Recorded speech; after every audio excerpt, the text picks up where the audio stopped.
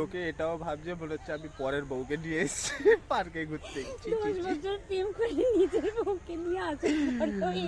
বারবার বললাম সন্টু আজকে শাড়ি টাড়ি পরিস না, জিন্স টপ পর, কারণ লোকজনের তো সব খারাপ, কিছু নেগেটিভ মানে পজিটিভ ভাবে না নেগেটিভ ভাবে, এমন ভাবে সবাই দেখছে মনে হচ্ছে এটা পরের বউকে নিয়ে এসেছি। বিয়ের পর প্রথম বছর আমি আর মাম্পাই একসাথে সরস্বতী পুজো অ্যান্ড ভ্যালেন্টাইন্স ডে সেলিব্রেট করব।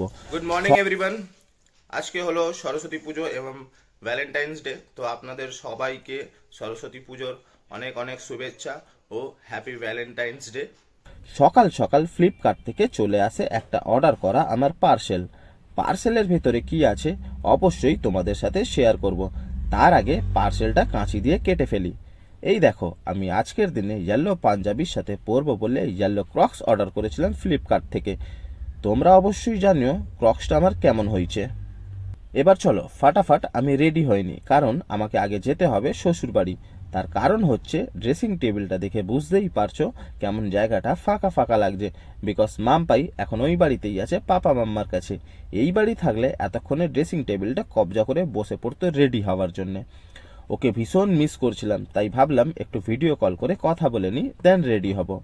আর একটা কথা, মাম্পাইয়ের অফিস আজকে ছুটি দেয়নি, এতটাই বাজে ওর অফিসের বসটা। তাও ভালো, হাফ ডে অফিস করে বাড়ির দিকেই যাচ্ছিল, সেই সময় আমি কল করে কথা বলে নিলাম।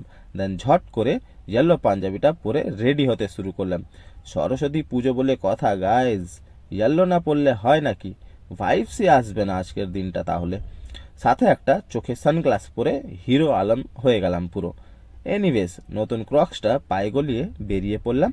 আর হাতে যেই ব্যাগটা দেখছো সেটা হলো আমার বউয়ের জুয়েলারি বক্স, সাথে করে ওর হেলমেটটাও নিয়ে যাচ্ছি।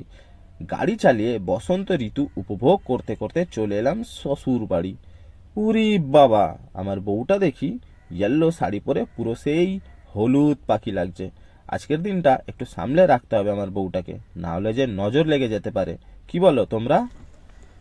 ফাইনালি চলে এলাম আমরা করুণাময়ী সেন্ট্রাল পার্ক, আর টিকিট কাউন্টার থেকে কেটে নিলাম দুটো টিকিট। টিকিটের প্রাইসটা এখনও সেম, 50 টাকা করে পার পারসন। বিয়ের আগে বহুবার এসেছি আমি আর মাম্পাই এই সেন্ট্রাল পার্ক, কত কিছু পরিবর্তন হতে দেখেছি এই পার্কের। বিশেষ করে এন্ট্রেন্সের গেটটা প্রায় 3 থেকে 4 বার চেঞ্জ করে নতুন ডিজাইন করা হয়েছে। আগে সেন্ট্রাল পার্কে সকাল সকাল এন্ট্রি হতো, কিন্তু এখন 1টা না বাজলে অ্যালাউই করে না। তো যাই হোক, আমি আর মাম্পাই ঢুকে পড়লাম ভিতরে। চারিদিকে তাকাতে শুধু কাপলস আর কাপলসই দেখতে পাই। এনিওয়েজ, এখন যে জায়গাটা দেখতে পাচ্ছ তোমরা, এই জায়গাটাকে মাম্পাই বলতো আমাদের রিজার্ভড করা জায়গা। যেদিন আমরা আসবো সেদিন যেন কেউ না বসে এখানে। আর সত্যি দেখো গাইস, আজকেও কেউ বসে নেই আমাদের এই জায়গাটা। আমরা আসবো বলে হতে পারে এই গাছপালাগুলো আমাদের আসার টের পায়, তাই ন্যাচুরালি জায়গাটা ফাঁকা রাখে ওদের ক্ষমতা অনুযায়ী। আজকে আজকে সেন্ট্রাল পার্কে ঢুকেছি আমরা, নয় নয় করে 50-60টা কাপল দেখলাম, কিন্তু একটাও বিবাহিত কাপল দেখিনি। কি লজ্জা লাগছে আমাদের, লোকে ভাবছে উল্টে দেখছি, মানুষে দেখছে, মানে এরকম ব্যাপার হয়ে যায় যে বিয়ে হয়ে গেলে তাদের জন্য সরস্বতী পুজো না, মানুষের চিন্তা ভাবনা এরকম। লোকে এটাও ভাবছে মনে হচ্ছে আমি পরের বউকে নিয়ে এসেছি পার্কে ঘুরতে। 10 বছর প্রেম করে নিজের বউকে নিয়ে আসে, এরকম বারবার বললাম সন্টু আজকে শাড়ি টাড়ি পরিস না, জিন্স টপ পর, কারণ লোকজনের তো সব খারাপ, কিছু নেগেটিভ মানে পজিটিভ ভাবে না নেগেটিভ ভাবে, এমন ভাবে সবাই দেখছে মনে হচ্ছে এটা পরের বউকে নিয়ে এসেছি। না, আর এরকম ব্যাপার হয়েছে 10 বছর আমি কোনো সময় সরস্বতী পুজোর শাড়ি পরিনি, ফার্স্ট টাইম, তাই না বলো?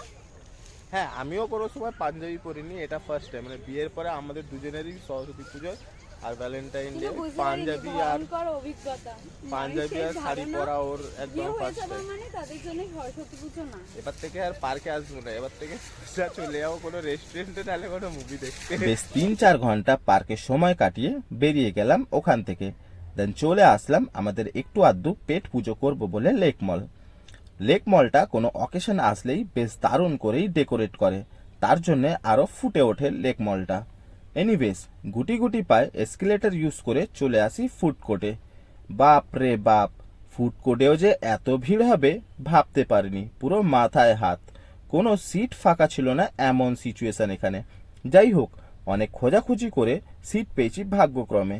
এখন মাম্পাই ভাবছে কি খাবার অর্ডার করা যায়, কিন্তু আমি সময় নষ্ট না করে ফুড কার্ডে ব্যালেন্স আপডেট করে কেএফসি থেকে অর্ডার করি একটা ক্লাসিক জিঙ্গার বক্স অ্যান্ড মক্সড কাউন্টারে চলে যাই, ওখানে অর্ডার করি 1 প্লেট বাটারফ্লাই প্রন।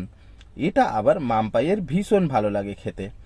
এনিওয়েজ, বেশি কিছু খাবার আমরা অর্ডার করিনি, কারণ বাড়িতে মাম্মা অলরেডি অনেক আইটেম বানিয়েছিলেন আমাদের জন্যে, তাই বাড়ি এসে ডিনারটাও করতে হতো, তা না হলে মার হাতে মারও খেতে হবে। তাই অল্পের ওপর থেকে ভুড়ি ভোজটা সেরে ফেলে বাড়ি চলে এলাম। আজকের মতন ভিডিওটা এখানেই শেষ করলাম। ভিডিওটা ভালো লাগলে অবশ্যই একটা লাইক করে দেবেন আর পাশে থাকবেন। Tata bye, good night guys, দেখা হবে নতুন কোনো ভিডিওতে।